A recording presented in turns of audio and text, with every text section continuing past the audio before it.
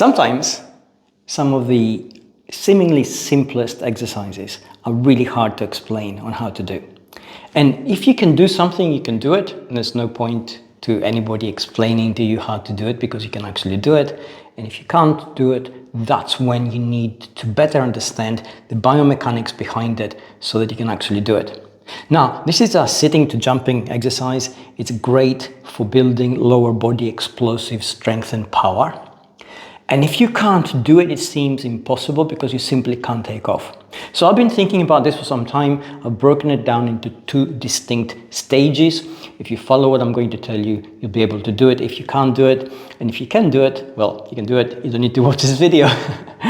Okay, let's start from the beginning. This is the starting phase of the exercise. Essentially, you sit on your feet like this. Your body weight is on your quads and your hips and your feet. And from there, you just jump up and land on your feet like this. There. Okay, how do you do it? Well, here are the two stages which show us how it's done. I'm going to turn sideways so you can see it a little bit better. From here, we're going to talk about the takeoff. Now for the takeoff, essentially, we're going to start training the muscles we use in order to allow us to get into the takeoff position. These are the feet, the ankles, the quads, the hip flexors, the glutes, the front hip flexors and the lower abs. And this is how we do it. From here, sit on your feet, so your whole body weight is on your feet. And from there, just come up like this, straighten your body out, arch your back, and slowly come back down. Exhale as you do it, inhale as you come down. So you go from here, exhale, push up, and go back down.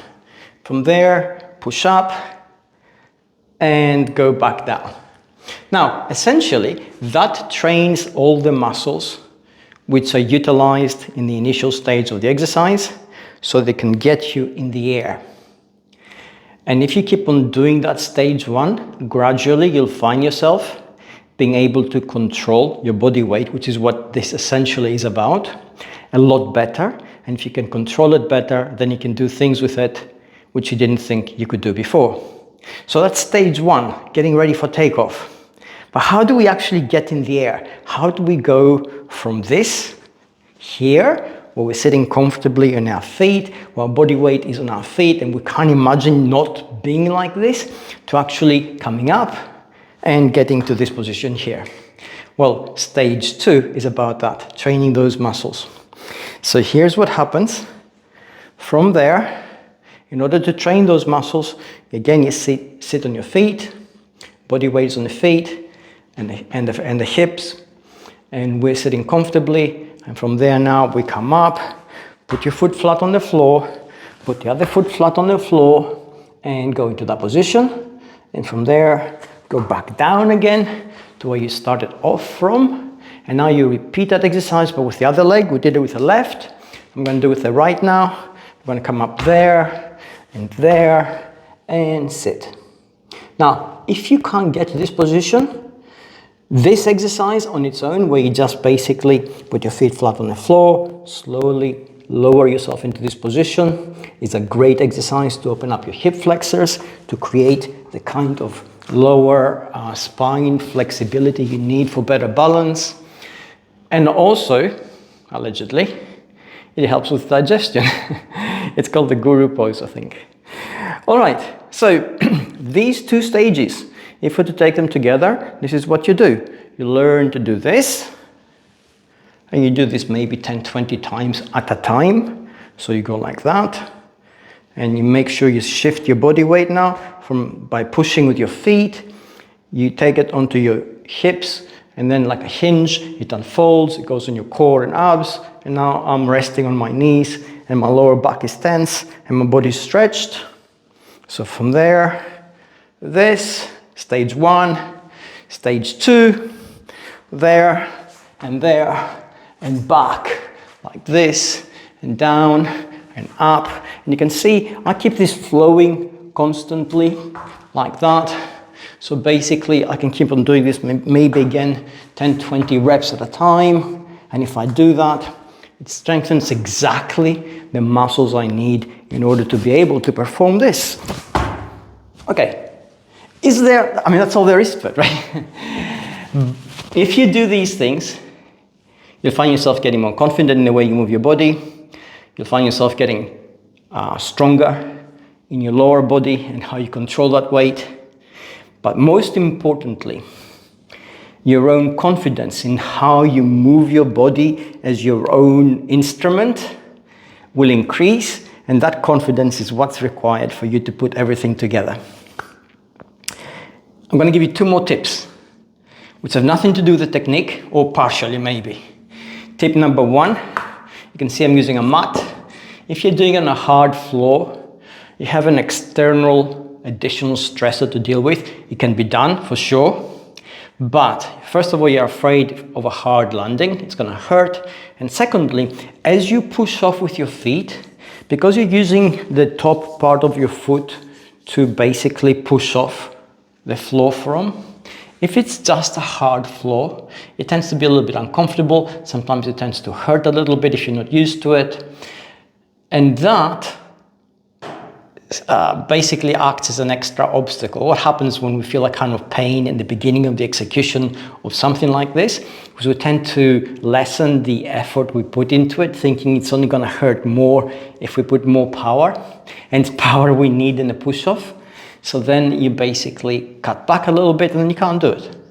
So give yourself something soft to push off from, and also something soft to land on, just in case you have a bad landing, so it's not a hard floor, it doesn't hurt you. The second thing, and you've seen it in all the times I did the little jump, you use your arms. Now, you cannot really activate your lower body in any kind of way that generates significant power if you don't use your upper body and they're coordinated. And you can see, and if you play the video in slow motion, certainly you can see this. From here, I come up and you can see my arms are basically doing this, and they give me an extra lift. Essentially, that aligns my upper body with my lower body, so they're coordinated. But I suspect also what happens is there's a certain amount of momentum generated by the movement. That momentum tends to take a little bit of weight off my upper body, so it's like I'm throwing part of it. So then the lower body feels a little bit less pressure and is able to take off. So from here I go like that. Okay, I hope this has helped you. I hope you have begun to sort of see the stages you need to go through to do this exercise if you cannot do it. This is the perfect exercise to demonstrate the efficacy of the kinetic chain. A kinetic chain, and I'm going to explain this in more detail in a different video, but just for your own knowledge right now, essentially a kinetic chain is something which we borrowed as a term from engineering. It's the way certain muscle groups align together in specific occasions in order to generate smooth power, transfer of power.